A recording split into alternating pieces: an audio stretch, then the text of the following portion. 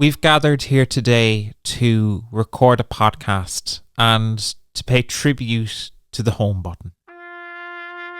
Since its introduction in the iPhone back in 2007, the home button has garnered many fans, but now it has sadly passed on. It's fair to say that this news has shocked us to our core.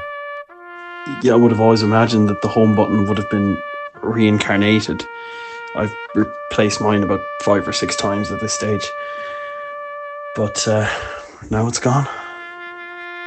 I've seen some dark things in my days, but never have I seen something as brutal as the death of the humble home button. I mean, the home button was one of us.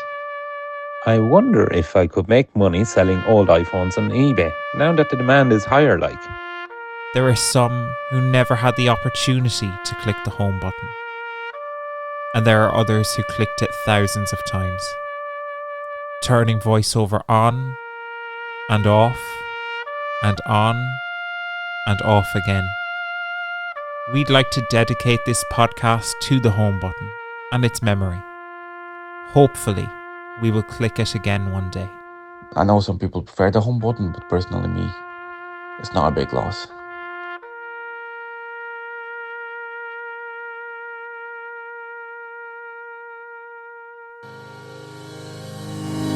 Welcome to Talking Technology with VI Labs. At VI Labs, we believe technology is the single greatest enabler for people with sight loss and all disabilities. If you're looking for the latest news and conversation on tech from a more accessible perspective, you've come to the right place.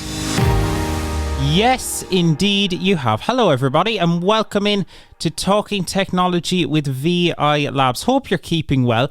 I am keeping well despite the voice. I can assure you I have a slight cold but nothing major. So we're moving on. But yeah, hope you're keeping well. Hope you've been enjoying the very blustery weather that we've been having here in Ireland over the last little while. It's been fairly windy out, but hey, all the more time to listen to radio, podcasts, all that sort of stuff. And hey, we have a great podcast coming up for you over the next hour or so. We've loads coming up. We're going to be talking about the sad passing of our humble friend, the home button.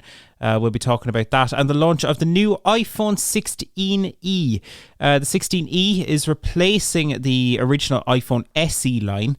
So the iPhone SE is no more now. You can't buy the SE anymore, unfortunately. But there is a new phone, the iPhone 16e.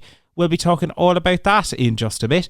And we are also going to be catching up with the newest addition to the VR Labs technology training team. Elaine Power will be joining us in just a bit. She'll be telling us all about how she's found getting started with Vision Ireland, VR Labs, and she'll even tell us whether she's an iPhone or an Android user. A controversial question. Wait and find out. But hey, loads coming up over the next hour or so. But as always, this isn't our podcast, this is your podcast. So we would absolutely love if you got in touch with us, and there are loads of ways that you can do so. So if you would like to join the conversation, hey, we'd absolutely love if you did.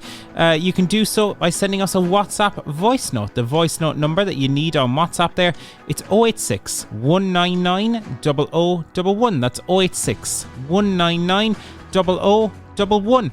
Or if you would like to get in touch the good old-fashioned way, you can send us an email to content@vi.ie. That's content@vi.ie. And either way, whether you'd like to send us a voice note or an email, we'd love to hear from you, whether it's the thoughts on the tech news, whether you have tried a piece of technology and want to tell us all about it. We'd love to hear from you. So please don't hesitate to get in touch.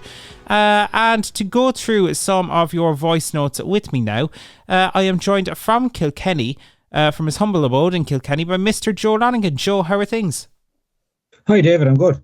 Excellent. And Joe, how has your weekend been? Did you get a chance to take a look at the audio-described rugby over the weekend?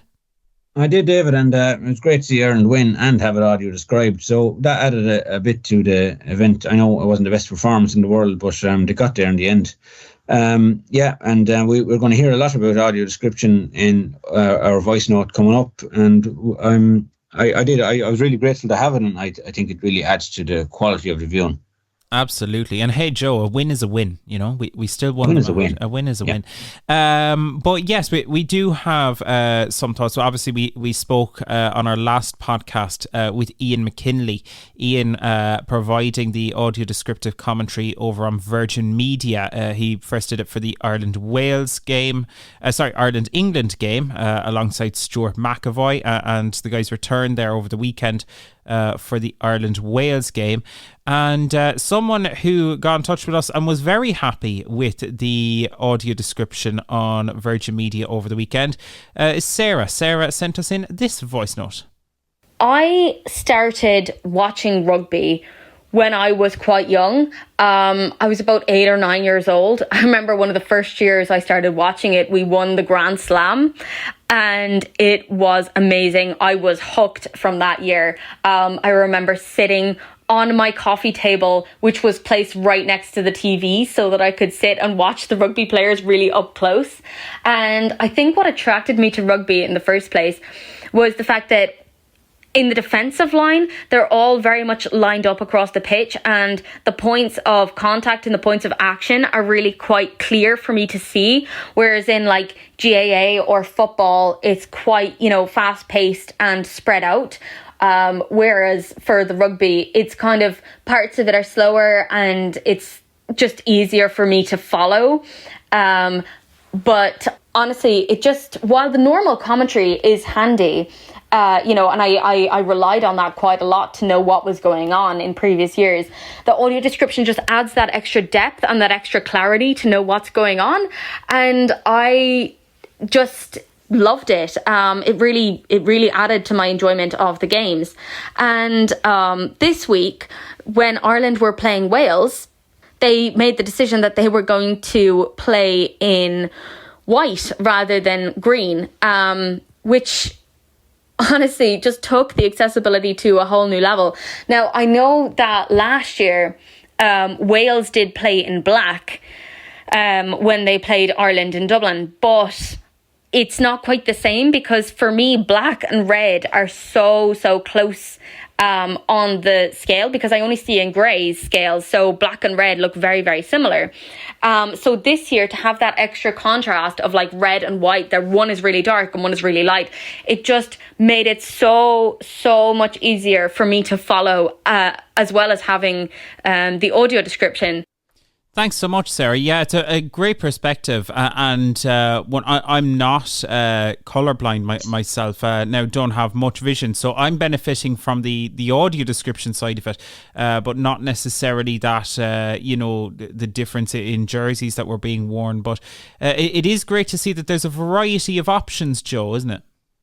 No, it's brilliant to hear that perspective. Some people wouldn't even think of that, that people might have issues between say green and red jerseys, and it was interesting to hear that she found the black jersey that Wales wore last year wasn't distinctive enough from the green.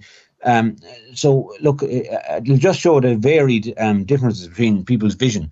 Look, I can't see, I suppose, the player clear enough to worry about the jerseys, but I do see some colour on the screen and that kind of thing, but no detail. So I benefit more from the audio description than the colour vision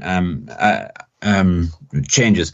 But I think the audio description it's a game changer watching games, really, because you don't have to tap the person beside you and say, "Geez, what happened there?" or "Look, why is the game stopped?" Or so sometimes the commentators, they're not aware that people, normal commentaries, they're not aware people need that extra bit of support when quite parts of the game are happening, like somebody might be down injured, or maybe there's a substitute happening that they're expecting people to see clearly, but they haven't described what's happened. So, or there might have been a controversial decision that might need more description. And the referee plays a massive part in rugby. As you might know, in some games they have given out earpieces to the crowd because the referee has a microphone. So even sighted people need a hand sometimes to get certain parts of the game described to them for maybe difficult exchanges of play and controversial decisions of when the ball has touched the ground after the try line and things like that. So rugby, it's as Sarah described there well. It's a good game for someone with some low vision to watch because you can get close to the action with the camera and stuff, and when there's rucks and things like that. But it can be a difficult game also to get, I suppose, full understanding of certain things that are happening on the pitch. So the added audio description was brilliant, I found. Yeah, no, it is really good. It is absolutely fantastic. And I think it's a great step forward. Obviously, this existed in some form in the UK last year. ITV had audio description and they expanded that this year. But it is brilliant to see. And that, of course, alongside Irish Sign Language as well. And they had the accessible ad break, which we'll talk about in a minute. But something I noticed as well, Joe, is that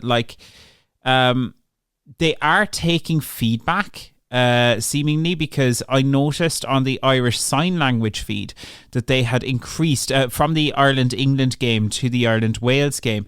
They had increased the size of the sign language interpreter's position on screen. So I'm assuming that was as a result of feedback. So they are making changes on the fly. And these kind of things, they are really important, aren't they? To see that people are taking note of where things can improve. Well, if they're taking feedback in between games and they're able to change it that quickly, I think that's a really positive move. I couldn't complain. That's for people that have that needed the sign language, of course, as you're saying, to change the size of the square where the sign language was. That is an amazing thing to be able to change in such a short space of time. But as the audio description goes, I don't have any complaints about it, and I just think it's a great thing to have. I suppose sometimes the atmosphere isn't as good on the audio description part, but the main thing is I'm getting the information. That's really all I want. It's the information, because I think the boys, they're not actually in the they can be in the stadium, but they're also in the studio, that kind of way. So maybe the atmosphere isn't as good, but definitely the description you get really adds to the game. And I don't think I'd have any real negative feedback to give to them, but I'd give them plenty of positive feedback and hopefully keep it up. Even if we had a couple of extra people involved and extra people trained to do the audio description commentaries on all games, that would be a massive move going down the line. As you said, last year it was only ITV, and some people have difficulty getting ITV in Ireland because the Sky do not have ITV on their platform unless you go around the houses to get it in through other channels, which isn't all that suitable. So it's great to see it on an Irish terrestrial channel. That's the big positive from this weekend. Absolutely, and it is brilliant to see. I think, I had heard that some people who attended the Ireland-England game in person struggled a little bit when it came to getting things like audio descriptive headsets, things like that. There were a few challenges there, around the batteries not being charged, and there was, I think, the demand was oversubscribed as well. So, there are things like that where you're just like, look, there's obvious room for improvement still in some respects, but it's good in a way to see that there is that demand there, isn't it? Oh, for sure. Just to prove, it's not just a gesture, this thing thrown out, giving out headsets and stuff like this. People with vision impairment and other disabilities are interested in attending these games, in person as well. So just to prove that they are interested, there was an over demand, as you've seen, and hopefully they'll be ready next time. They'll take the feedback from that and be ready next time, and even have an oversupply of headsets. That'd be a positive move. So I just think it's great that people wanted to attend and had the confidence to attend, because they heard that there was going to be some sort of accessible devices to help them watch the game. So I just think it's great that they have them there in the first place. Absolutely. No, it is brilliant stuff, and great to see. Thank you so much for sending in the voice note, Sarah. Really appreciate it. We did have to cut Sarah's voice note down for time slightly, but another thing Sarah mentioned there was the accessible ad break. And Joe, I must say, you know that Gas Networks Ireland ad where you have the canary singing about the carbon monoxide alarm and changing the carbon monoxide alarm, all that? Way better with audio description, I must say. Yeah, I wish it would just air all the time like that.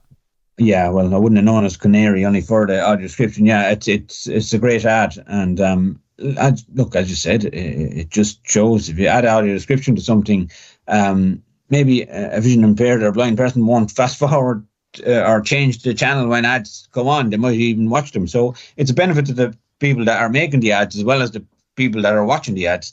So I think that's a positive move as well. Also, I think the only place I've seen that happen much before was on Channel 4. Channel 4, in fairness to them, are big advocates of audio description, and I'd like to commend them for that as well. But ads with audio description, I won't say no to anything that has audio description, and it was a great voice note from Sarah there. Absolutely. And interestingly, you know that ad, if you watch it without audio description and you have no vision, you have no way of knowing that it's Gas Networks Ireland. So that is just an interesting thing. So they gained some extra awareness there, which is always great. But Sarah, thank you so much for sending in that brilliant voice note. Really appreciate it. And Sarah is also doing some great work in spreading the word about some of those accessibility features. She posted a TikTok over the weekend there discussing the accommodations for those with colour blindness for the Ireland-Wales game, and that TikTok is sitting over 100,000 views at this point. That's a lot of views. Are you into the TikTok, Joe? Well, I'm a big TikTok user because it's just another, I suppose, social media platform that I don't want to get hooked on. I have tried it. I did find it a little bit difficult to use with voiceover, but I did see Sarah's one, and I can see why Sarah's one has 100,000 views. She's a great speaker and well delivered message on TikTok. So well done for that. Absolutely. Yeah, it is brilliant to see. So great getting the word out there. You can follow Sarah over on TikTok if you just search for Sarah McGowan. She will pop up, I'm sure. It's great to get your perspective, Sarah. So thank you so much for that. Another voice note that we had in this week is from one of the regulars. It's Edvard. Edvard sent us in his thoughts on the loss of the iPhone home button. Hi guys, so to answer your big question for this week, what do I think of the loss of the home button? Well, personally, I think that it's not a big loss because when I was switching from my iPhone 6s to my iPhone 11 back in 2019, I realized that I prefer no home button because when I had my iPhone 6s, I used to sometimes press it accidentally, and it used to frustrate me, and I used to think like, oh my god, like, why am I keep doing this? So, personally for me, it's not a big loss, but for some people it might be because they prefer a home button. Like, a friend of mine, when she had an iPhone SE second generation, she actually did say that I prefer the home button, but now she has the blind shell, so yeah. I know some people prefer the home button, but personally me, it's not a big loss. I think Edvard is over the loss of the home button. He's certainly not missing it, that's for sure. But it is an interesting point, though. I think there were many people who were big fans of the home button for a variety of reasons, particularly people who were blind or partially sighted. But Joe, were you a fan of the home button? Yeah, in fairness, I love the home button. I still have an iPhone 8 here with the home button on it, and I've changed a battery or two in this phone, but not the home button. And I still use it for many different reasons. I suppose Touch ID being one of them, so I can verify my purchases through Apple Wallet and unlock the phone, and I can activate Siri with it as well, which I also find handy. Of course, we can do that with the side button on newer phones. I can turn on or off VoiceOver really quickly as well without having to say it out loud or use Siri to do that. I can get the app switcher up as well. There's loads of things I can do with the home button. But as you can hear there, and we'll talk about coming up. Technology evolves, and home button is one of those things that is gone now, and we just have to get used to it. Just like people had to get used to the evolution of tactile phones moving to touchscreen phones. Now we have to just get used to no home button. And there's another way of getting back to your home screen, and by swiping up from the bottom to the middle and let with one finger, and that brings you back to the home screen. So we just have to get used to those things, and also we have to get used to using the side button now to activate Siri if we like to activate it that way. So there's lots of things we need to get used to. But yeah, to answer your original question, I am a big fan of the home button. It is, that there are a lot of things. I think there were a lot of things to like about the home button. That ease of access for which you could activate Siri or turn on and off voiceover or whatever the case may be. There were a lot of advantages there, I think, to using the home button in that way. And as you said, Touch ID being the big one, Face ID, even though you can disable things like the require attention to unlock, you can do that in the motion settings for accessibility on iPhone. But you can turn off the requirement for you to require attention. So if you had, say, prosthetic eyes or whatever the case may be, it doesn't matter as much. But at the same time, the Touch ID was a much loved feature, I think, that people had. But there are ways and means around, getting used to it. I know you mentioned there, Joe, people being able to, close apps and stuff like that. David got in touch with us. Another David got in touch with us by email during the week, asking how exactly that worked for the devices without a home button. And yeah, you just swipe up from the bottom, and that will kind of close the apps for you. But I think now we're starting to see, a move away from that. But Joe, do you think we are losing anything from this? Like, because people, I suppose, may have used the iPhone home button to, especially if they didn't have amazing spatial awareness, they might have used it to find their place on the phone, much like how you would use the F and J keys on a keyboard. So there are advantages to it, but is the lack of having a home button option, do you think that's going to lead to people moving backwards in any way to something like a blind shell, or are people going to continue moving forward, do you think? Yeah, well, it might lead to the odd person moving sideways to a blind shell, but I think we'll just have to evolve and maybe train people to use the phone. If you want to call it a new way, you can.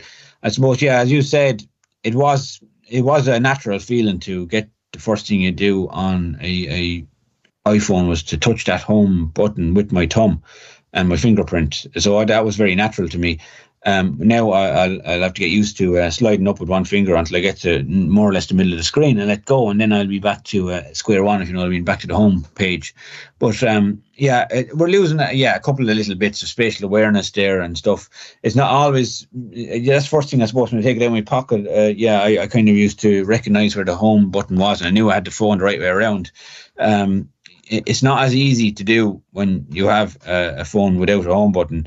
I know you can try and feel around for the volume buttons and make sure you're on the right side and that kind of stuff. But it'll be like anything, Dave. It'll take a little bit to get used to. I suppose one option they could have went with was to have some sort of a Touch ID sensor somewhere on the phone, whether it be at the back or under the screen, or else maybe as the iPad Mini has it on the side button. They have still have Touch ID on the side button. So we're losing Touch ID, which I don't like. But Face ID is probably getting so good that will just be something we'll have to get used to, and it'll be I suppose you have to get a hang of holding the phone at a certain angle so that to get your face and stuff like that. But putting in Touch ID in the first place is there's an act to it. It takes a little while to set up putting in Face ID in the first place. It takes a little while to get used to and set it up. But once you have it set up, it usually works very well. So look, we'll see how it goes. It's an evolution, David. Absolutely. And I mean, the new phones, they're not without buttons either. You have the side button, as you said. You still have your volume buttons on the side, and some of the newer ones have the action button. And I mean, that can do all sorts of things. You can use it for accessibility features, so you can have it turn on and off voiceover, launch the magnifier or zoom, You can invert the colors. You can do basically anything you want with it, from an accessibility point of view. But you can also have it do non-accessibility related things. So turn on and off the torch. You can use it as a quick dial button. So if, in some strange hypothetical world I had a girlfriend, which I don't, not as of now anyway, but if I did, or if you do, you can set up a quick dial button, and you just press the action button and it dials whoever that quick contact is. And there are really cool features that you can do on some of the modern phones that even the home button, it was never capable of doing. You weren't able to do some of that stuff with the home button, No, it wasn't really for that, actually. Yeah. So that action button is a great feature. That replaced probably the mute button over the years. So yeah, the action button, you mentioned numerous things you can do with it there. So that's that's probably one of the bigger advantages of having like an iPhone 16e. It does have an action button, so that's probably an improvement. All right. I'd have to have the phone and get used to using it and tell you how much of an improvement it is. And but the main thing is you find a use for these buttons, and it ends up being as natural as the home button was, if you know what I mean. So yeah, the action button, big difference there. I think that's definitely that can be a game changer. Absolutely, forward. Yeah. So you mentioned it there, Joe. We've mentioned it a few times throughout. The iPhone 16e. So the iPhone 16e, this is replacing the iPhone SE. The SE, of course, was the phone that had the home button remaining. That is now gone, so the home button is gone with it. But the new iPhone 16e. So we have three phones in the 16 lineup now. There's the 16 Pro. Those are the really expensive ones. Those are the kind of professional fancy ones. You've got the standard 16 and then a slightly cheaper, I say cheaper in brackets. It's still like €729 starting price, but the cheaper iPhone 16e, which has a lot of the same features as the iPhone 16. You're losing some bits, but you're not losing a ton either, Joe. You're not losing a ton, no, because some of those extra features that are in the iPhone 16 or the iPhone Pro or any of those, the other normal iPhone 16s, they're features that I tend not to use, like LiDAR and stuff. You know what I mean? Like LiDAR has great potential and all that, and you have door detection in the magnifier and many great things with LiDAR, but I've never actually used it as a practical, practical tool, I could say. I've played with it and tried it out, but I've never actually took it out of my pocket and say, "Oh, LiDAR, I can't live without it." You know what I mean? Yeah. So that's one thing that you don't have on the iPhone 16e. But most other things you do have, and I suppose the things that it does have that going forward will be good is the Apple Intelligence. You're going to have visual intelligence as well. So they're things that are going to be a game changer going forward, I'm hoping. Absolutely. Like you mentioned, we're losing things like the LiDAR there in the magnifier. And, yes, it's great to have the door detection in the magnifier. And look, I'm sure there are people who listen to the podcast that use door detection on a regular basis. And look, that's absolutely brilliant. But like, I would have had use cases for door detection, not necessarily indoors, but especially if I was out at night and I was trying to find a door like to, a venue or a shop or something like that. I then have a use for door detection. But to be honest with you, at that point now, I never think to use the door detection. I'll use Ira or Be My Eyes. And I don't know what that says about the feature, but for me, it's not something that I'm mourning the loss of either. Do you know that sort of way? No, there's so many other apps out there now that can do things like door detection, whether it be even ringing volunteers or Seeing AI does it with the camera. Yeah, taking pictures with Seeing AI and Be My AI and things like that. There's so many other apps out there. I think door detection, it's a good development tool in one of Apple's, I suppose, native apps, but I don't think it's a game changer or a seller for me. Fair enough, if you have the iPhone 16 already and you have LiDAR, that's good. Look, I wouldn't be going purchasing a cheaper version of the phone. You have everything you need. But I just don't think it's something I pay an extra 600 quid for, if you know what I mean. Absolutely. No, I do know exactly what you mean. Daniel, your thoughts there. There's a few bits new. There's a slightly lesser screen. The camera has been cut down slightly. That may impact some who use the magnifier, especially long distances. Might be a small little negative there. We're losing the dynamic island, so it might look slightly older. There's like a few bits, but is this stuff worth the price difference? I suppose is the ultimate question, Daniel. Yeah, so like you take your standard iPhone 16, things as well as €979. Yeah. And starting price. Yeah, that's for the standard iPhone 16, and this one is coming in at $729. So like you're a third of the price back from from the standard iPhone. So that's it's a good saving straight off the bat. You quite rightly say, are what you're losing worth £250? The detail would be, do you use those features that you're going to lose? Just like what Joe was saying there, kind of with the LiDAR. Are you going to, unless you're a gamer or doing professional kind of video editing on it, are you going to notice a difference in the screen quality? Probably not. So there's your justification, if you want to wrap it up and to say why would I save my money or go for the full version. So yeah, that's my thought. And also the naming convention, now that we've dropped our SE convention that we've had for four editions of that phone. Yeah, pretty much. And now we're moving towards 16E. When the iPhone 17 launches, probably by the end of this year, are we going to see a 17E come out? Are we going to see an E version tagged on to every model of iPhone coming out over the next, whenever Apple stop making them? It's a great question, because I think what this does is it gives a great opportunity for people who are looking for the upgrade, but they don't want to, they don't want that massive, cost of upgrading.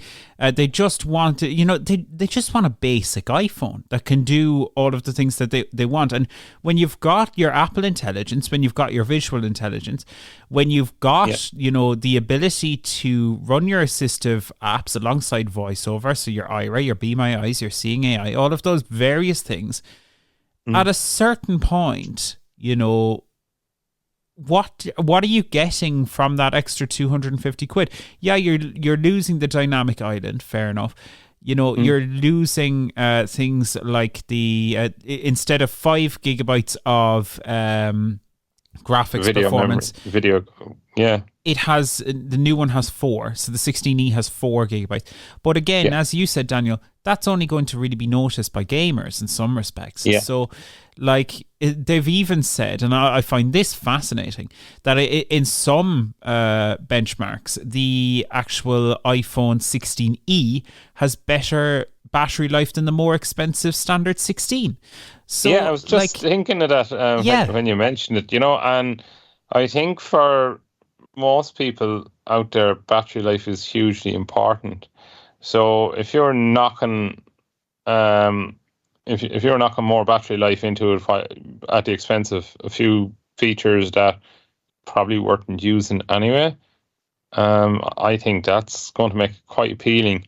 I think there's people out there who, probably spend a good bit of time on the phone, lots of social media contacting and stuff like that. Yeah.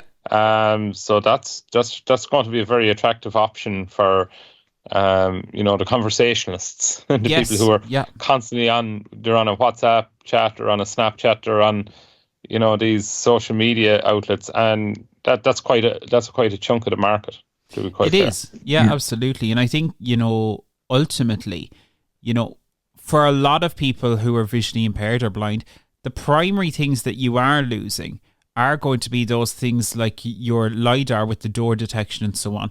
And for those who use the magnifier, the slightly lesser camera.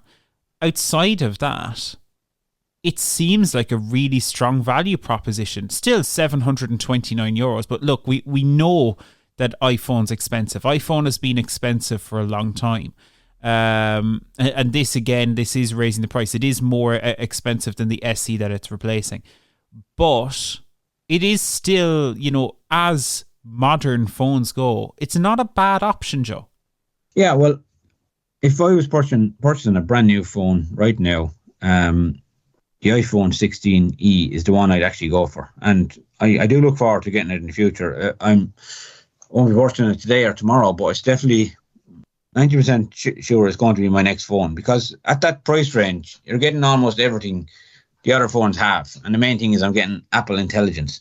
I'm looking forward to using Apple writing tools as well. So it's basically, you've never had, I suppose, spell checker and all that kind of stuff on an Apple phone. But this is the next thing to it. You can proofread your documents, you can rewrite them, that kind of thing. So I'm looking forward to using that when it's properly, I suppose, released under the new hardware, if you know what I mean. Absolutely. And I think your point earlier, Daniel, that kind of question of whether we'll get a 17E and 18E, what that would mean really is like if, someone is upgrading, 2 years from now, if Apple do that, and I would hope that they do, but it's going to hopefully mean that, the E models, they continue to be a good value proposition where you have all your main features without the bells and whistles. And for probably the majority of customers, it's going to be a solid option. I think so. As it stands at the moment, many people, when they're going out to buy an iPhone 16, are saying, no, I'm going to go for the Max. Yeah, it's true. Now, a lot of people still go the Pro. Is the standard going to become the new Max? From a shopper's point of view, and particularly at the moment with the cost of living crisis, as to call it, people definitely feeling the pinch of everything. So are they going to seriously take a look at the 16E and say, you know what, I'm not even going to go for the standard, I'm just going to go for, let alone even consider the Max, and just going to go for the E? Yeah, and you couldn't blame people. You'd wonder, is Apple, biting themselves in the foot here a little bit? But I think it's going to be interesting to see how the market evolves. I read a statistic from, I think it was RTE, that the iPhone SE only accounted for 1% of Apple's iPhone revenue last year. So people weren't really buying the SE anyway, if we're truthful about it. It was a real minority seller.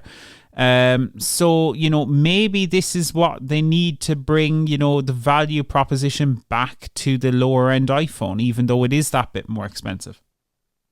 Yeah, well, sorry, yeah, I think it's going to be very popular among the vision impaired and blind community. Apart from the price, it has everything, almost everything that the other phones have. Like, it has Apple Intelligence, it's got the quick side button, it's got a 48 megapixel camera, 6.1 inch screen, it's got a better battery life. Look, what more do you want for, I suppose, the €600-700 mark? It's not the iPhone 16 Pro or anything like that, but if you wanted that phone, you would have bought it in the first place. So if you want an upgrade to your SE at the moment, this is the phone to go for. Yeah, it's an interesting one. And time will tell. Hopefully we will get to try one and play around with it. But there are a number of exciting options there as well, which is really cool. And time will tell. It's on sale now. You can pre-order it now, and it's shipping this Friday, I believe. So I'm sure many people will be eager to try it out. It's available in two colours, white and black. So you do have less colour options, but I mean, you always have the cases. Colours, they can be important. Like, I do find, that you want something that's going to have colour contrast with your desk or something like that. I have a dark case on my phone currently because we have kind of light desks here in our office and bright lighting. So, I think the colour does matter, but you have two ends of the scale. You have the black and you have the white, and then there's the option for cases. So you can't really go wrong. It's an interesting device, and it looks like it's going to be popular. Yeah, but regarding the colour, I would not advise anyone to be, forking out that kind of money on a new phone and going caseless. No. And that goes for any iPhone. That goes for any iPhone or any smartphone, really. You're spending big money on these devices.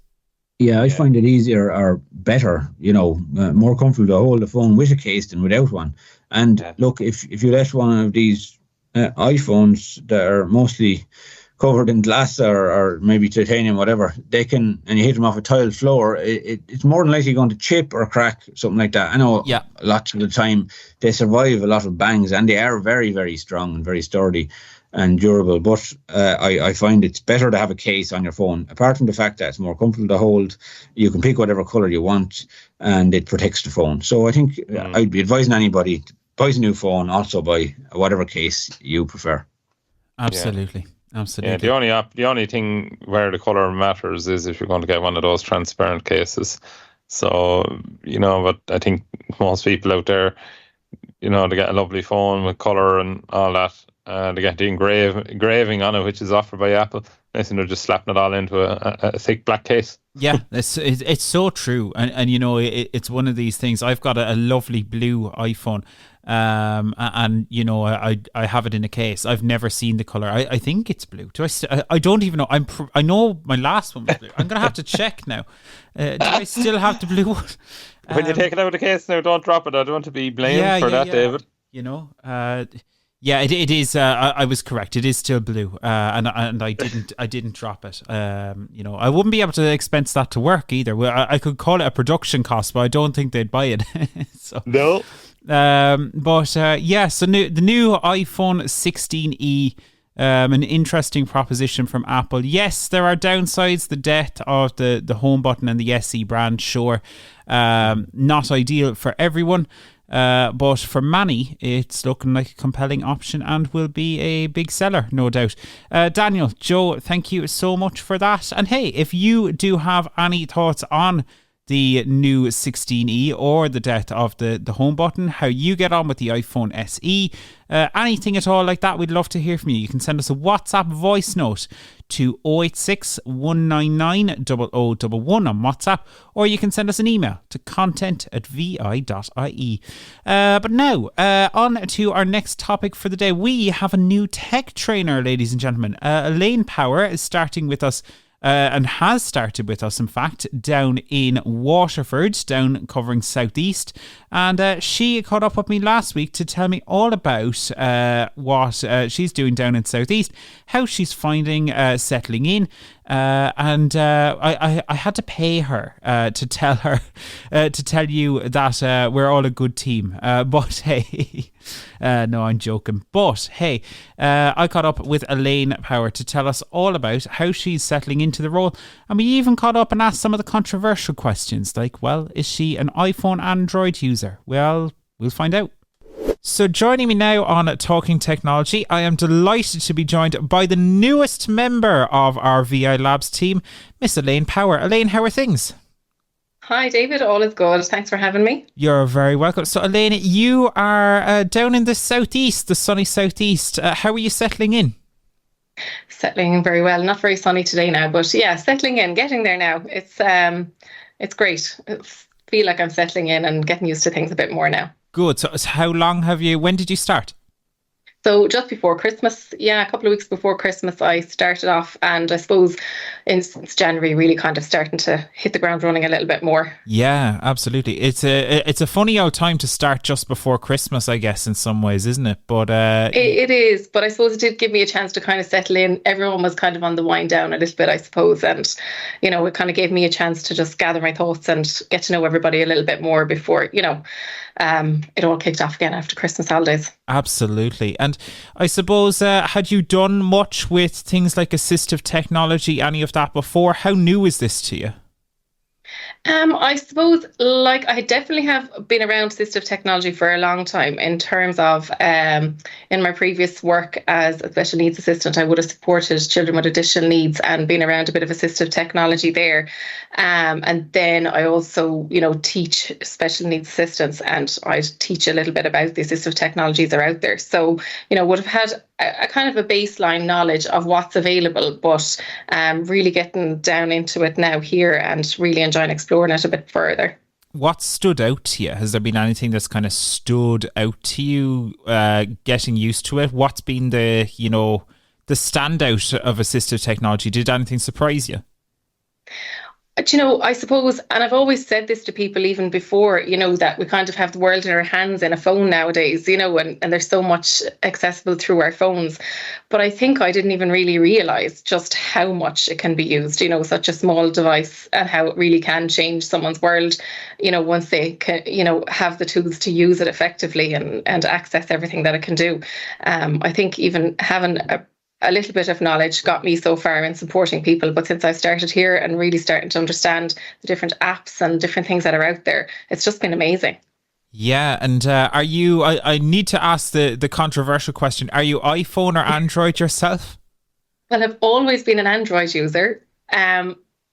Always been an Android user. But, I suppose like that again, you kind of just use what you know and what you're used to. And now that I've kind of been exploring both worlds, I could definitely see the benefits of both. So, I'm still with my Android phone though. Okay. I won't hold it against you. Not for now. It is fascinating. It's one of these areas that I suppose technology is always moving forward, but you're probably even seeing it here now that there's just so much in terms of the advancements that we've had in recent years, and there's a lot of exciting stuff happening in the space, and you probably notice that even more so as someone who's new to it. Absolutely. And I think, even at times as somebody who's new to it and stepping into it, it can sometimes be a little bit overwhelming to kind of go, oh my God, there is so much out there. But the importance of kind of stripping it back to basics and kind of making sure that the foundations are correct, before taking on the bigger pieces of technology is becoming more obvious and more important to me, Absolutely.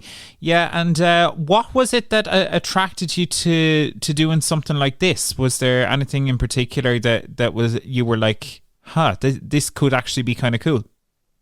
Yeah, I've always loved the area of supporting people in whatever way I can and empowering people with independence. That's kind of been the foundation of everything I've done work-wise. But I suppose, when I was always kind of looking and helping people in previous work, technology has always been something I've turned to and looked at, and I was like, I'd love to just explore that further, and in recent years I've been involved in adult education and training, so this whole area just seemed to kind of fit nicely for me, and I just thought, this is something I'd like to get involved in. And I just think, looking forward the whole time, like you just said, technologies are ever evolving and changing, so just kind of something I wanted to be a part of while kind of empowering people as well. Awesome. How different have you found, because you mentioned there that you do training for special needs assistants and stuff like that. Like, how have you found that transition? Like, how different is it to, I suppose, more traditional teaching, if we can call it that? Do you know what?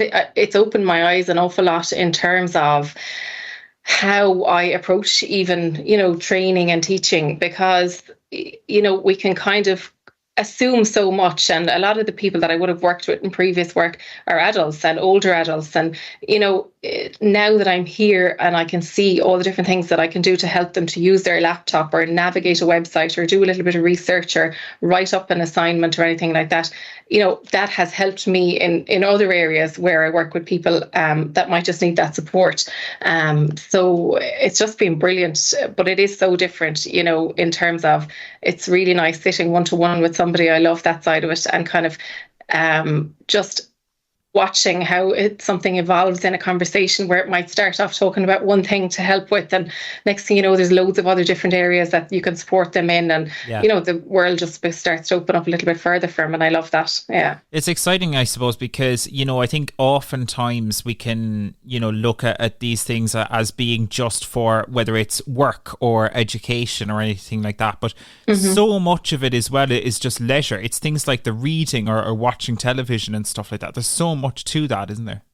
Absolutely. And that's it, like that someone might come in and look for a bit of support on their phone. And the next thing you know, you're talking about, apps for reading or navigating out and about or being in the shop and doing your shopping and things like that. So, there's a lot more to it and a lot more to be gained. So, yeah, I love that side of it.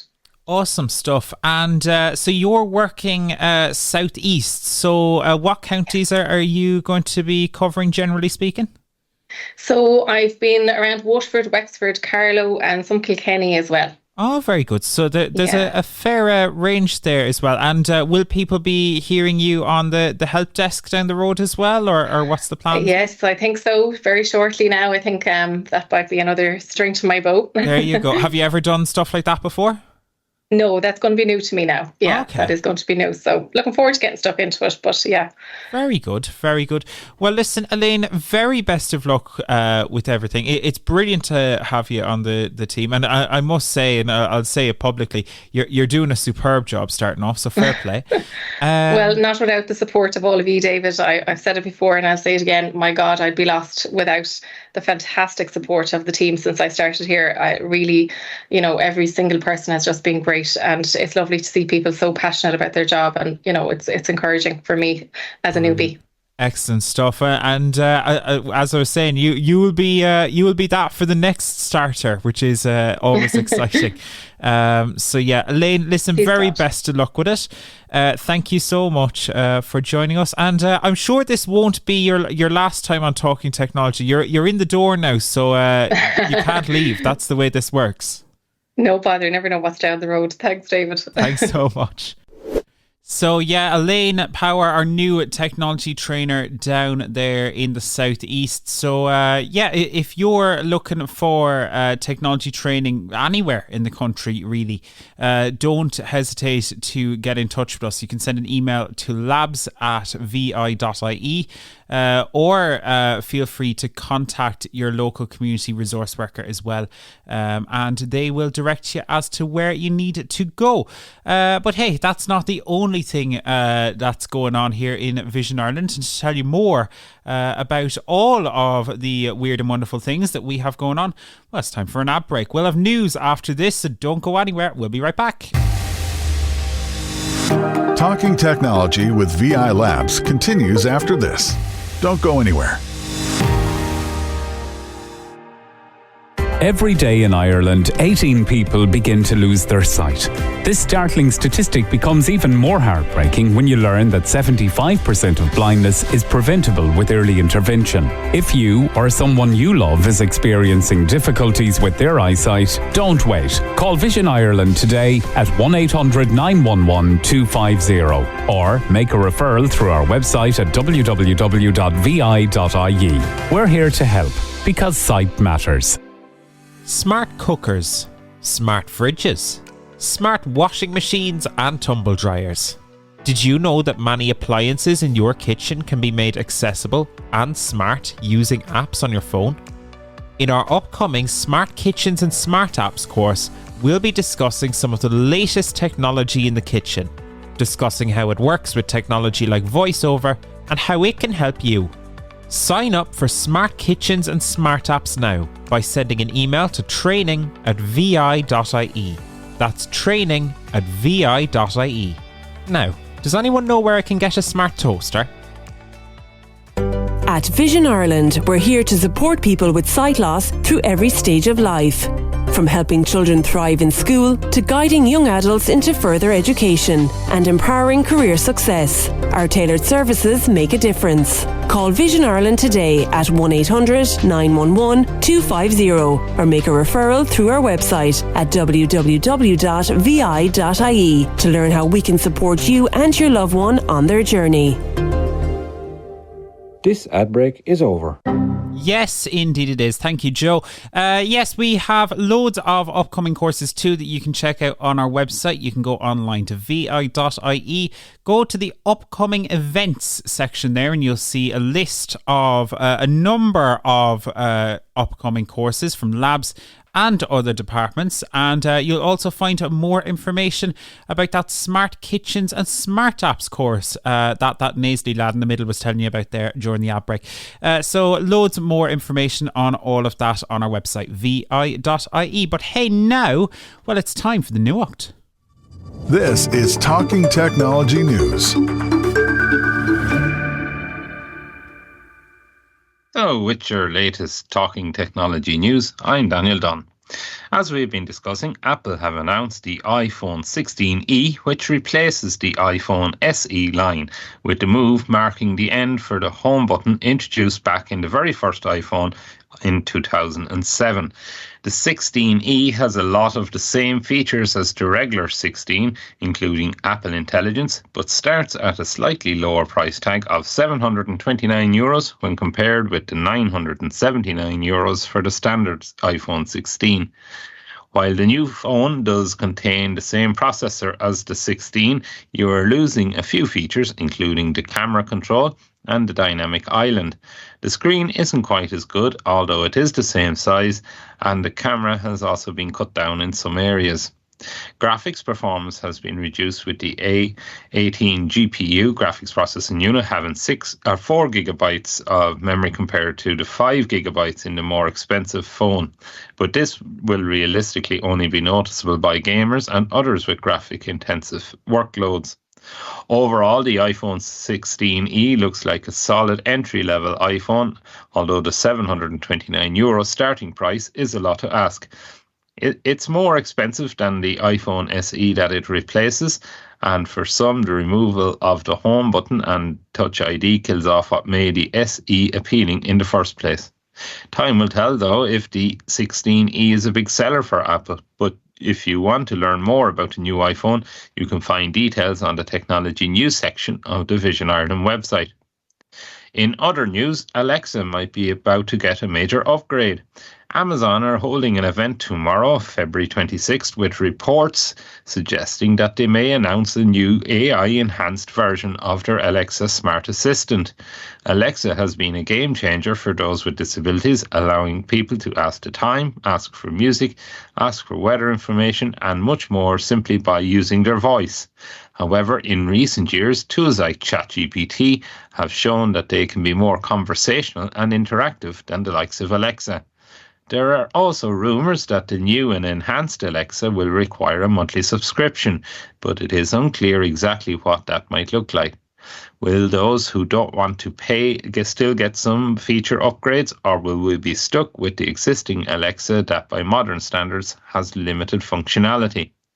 Time will tell, but advancements in this technology area are certainly exciting and could have many benefits for those who are blind or partially sighted.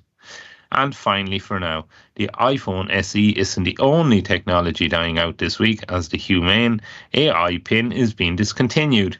Humane has been acquired by technology and printer company HP Hewlett-Packard, with the deal to acquire the pin maker valued at approximately $116 million. Humane's main product was the AI pin, which was a device that somebody could wear and speak to at any time. Using a little projector, it was able to project answers or information onto the skin of someone's hand. Many people acknowledged that the Humane AI pin could have good accessibility potential, as it had a camera on board and could be operated hands-free. However, this never materialized, with the product that was released widely acknowledged as being absolutely terrible. The pin also required an expensive monthly subscription, which wasn't very attractive to most potential customers. The sale to HP marks the end for the Humane pin, but HP may use some of the company's patents and software in some of their own future products. The pin will stop officially working next week, with only basic features such as the ability to check battery level remaining functional. It seems that this is the end for the Humane pin in its current form, and now all we can do is wait and see what the future holds. And that's it for now. If you want more technology content like this, be sure to subscribe to our VI Labs YouTube channel. Just search YouTube for VI Labs Accessibility. For now, though, it's back to you, David. Thanks, Daniel. Yes, the humane AI pin is also dead. It's been one of those weeks. Loads of technology die. The humane AI pin, it got a lot of press last year when it launched, right?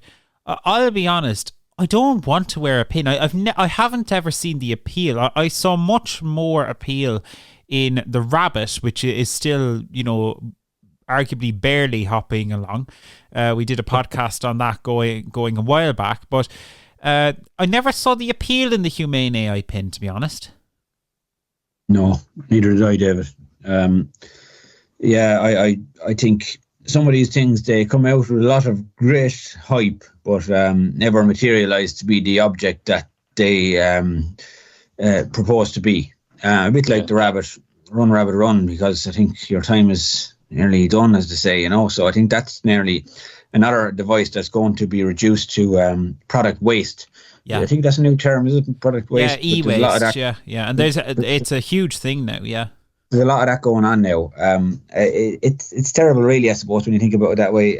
When you talk about material waste, but I suppose development. That's what happens in development. There is a lot of waste, but that's one of those products that has hit the deck and is not going to come back. So, but Hewlett Packard must see some sort of potential in the development of the device, or maybe the information that the company has themselves, because they're going to obviously use some of their stuff and put it into some of their devices.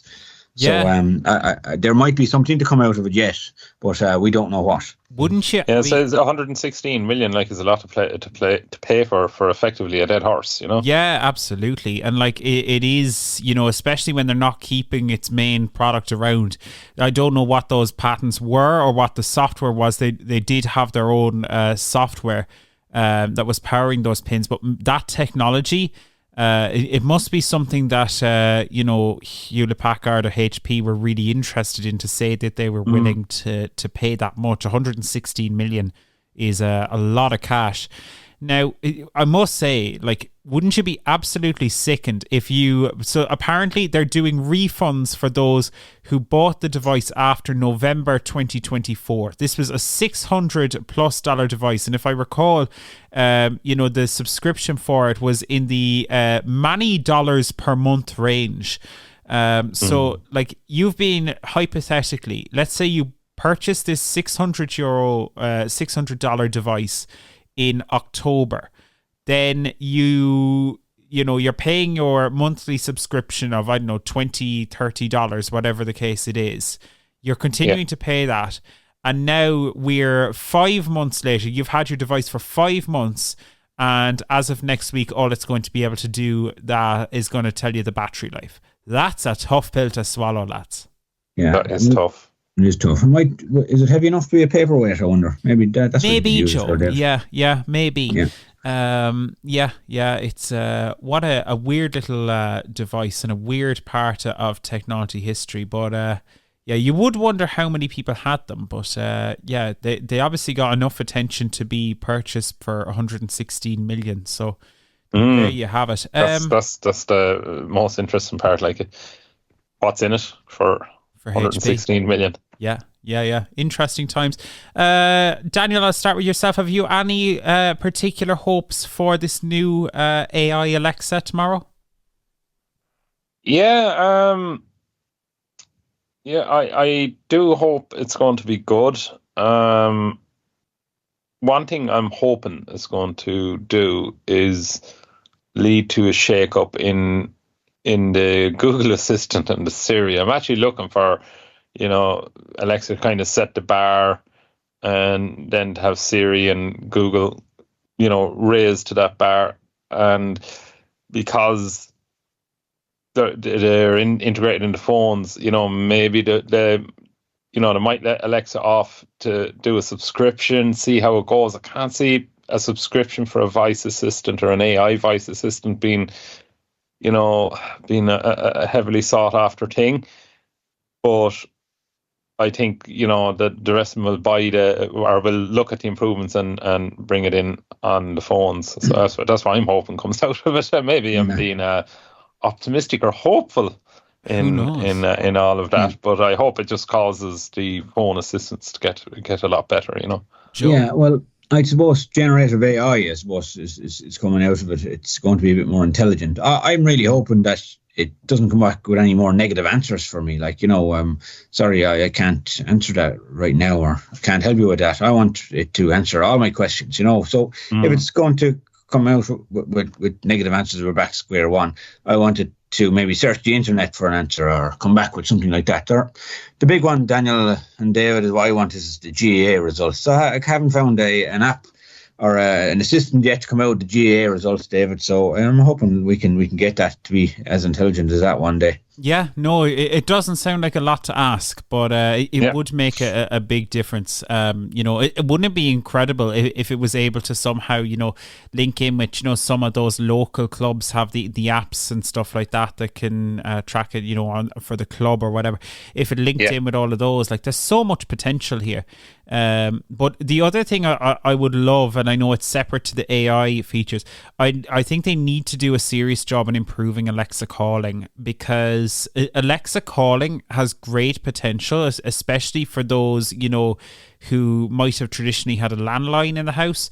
I think something like Alexa-based calling might make life easier for a lot of people. We still have the landline in the house, and interestingly, we can no longer use the old copper wiring coming into the house now. They don't let you use that anymore, so we've to switch to some new fancy cable into the back of our modem, which is interesting. But Alexa, that's the fiber cable. Oh, that's the fiber cable. Oh, there you go. So yeah, it's that's an aside though. But I do think there's definitely improvements that can be made. Like why can't, if I'm paying a subscription for Alexa, let it dial a mobile number for me. It can do that in the US. Why can't it do it in Ireland?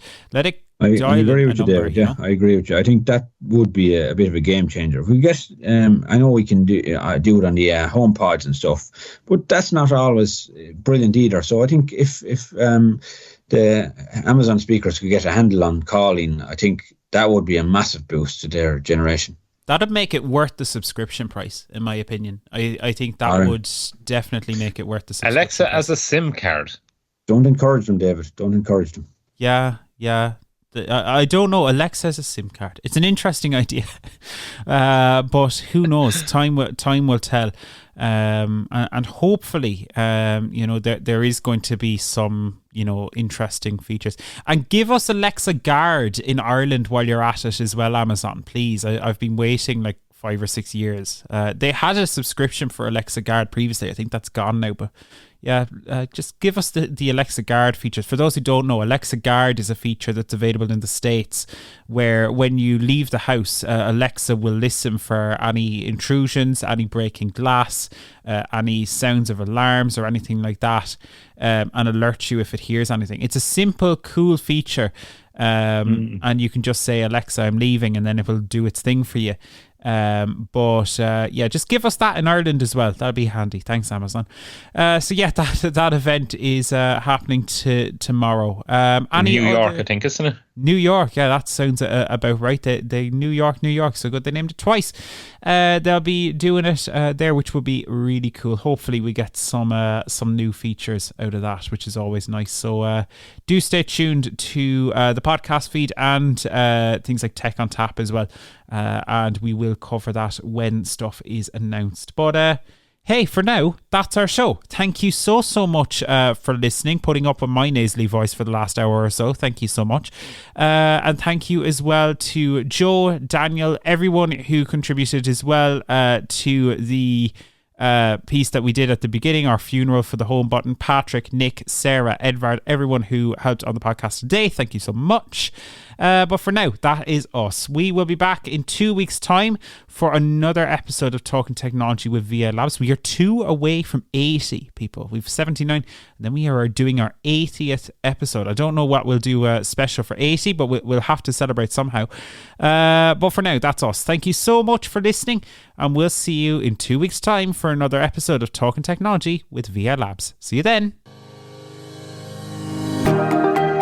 Thanks for listening to the Talking Technology podcast with VI Labs.